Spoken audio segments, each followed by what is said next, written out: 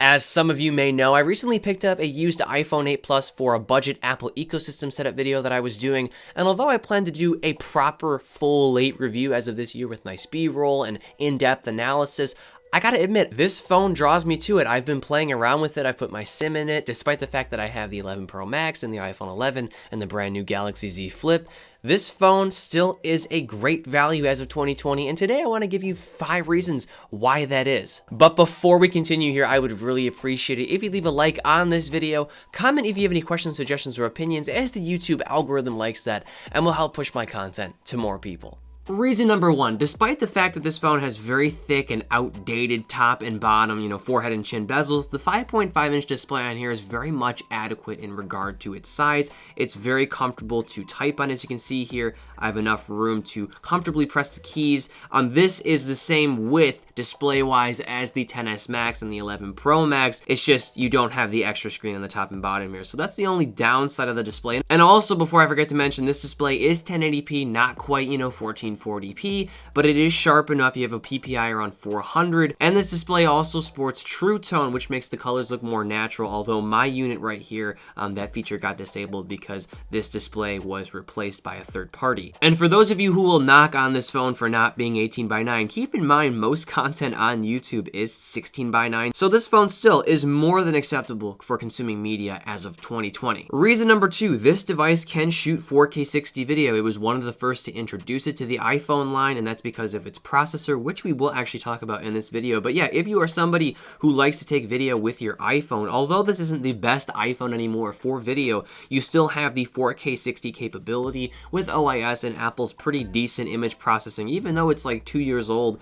the video still looks pretty excellent for this phone's age, and yeah, it's a great budget device if you want to shoot video with your smartphone. Reason number 3, this phone can wirelessly charge and was one of the first iPhones that could, alongside the iPhone 8 and the iPhone 10 that launched in 2017 with their glass backs. And wireless charging is becoming an increasingly important feature in our increasingly wireless world, and it is a feature that I actually require in my daily life, or I really like, because I can have this, for example, right next to my bedside. This is where this wireless charging pad usually lives, and when I'm done using my phone at 4 in the morning as I watch TikTok and YouTube, I can just roll over and just place my phone right on here. So this is, once again, a very important and convenient feature, and it's nice that this rather budget iPhone as of right now has this feature. Reason number 4, you can pick up this device for less than $400 used, and in some cases less than $300 or about $300.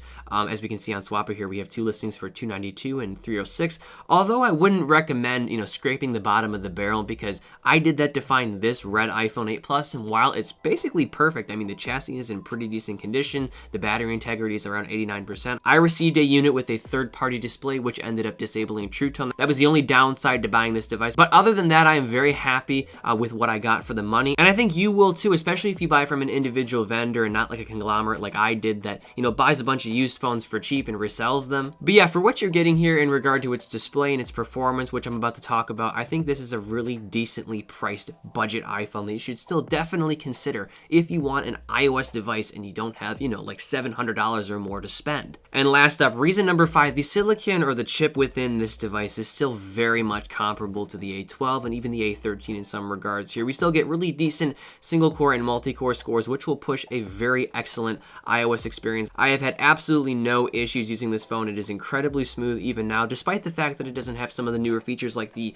120 hertz input on the newer iPhone 11 and the iPhone 11 Pro.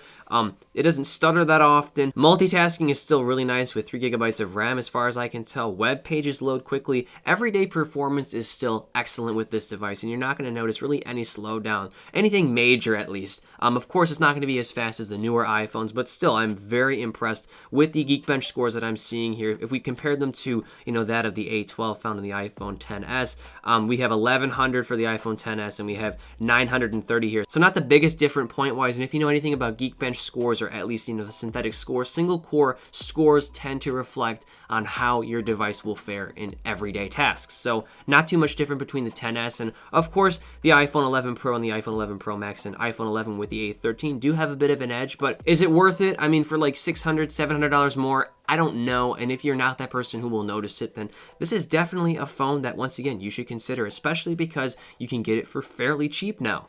And that about wraps things up. I hope this video helped you out. Expect my full late review of this device around the time the iPhone 9 comes out, because the price of the 8 Plus will probably come down even more and possibly make it an even better value. I would really appreciate it, once again, if you leave a like on this video, comment if you have any questions, suggestions, or opinions, and subscribe for more content like this. And as always, I'm Noah, and I will catch you all in the next one.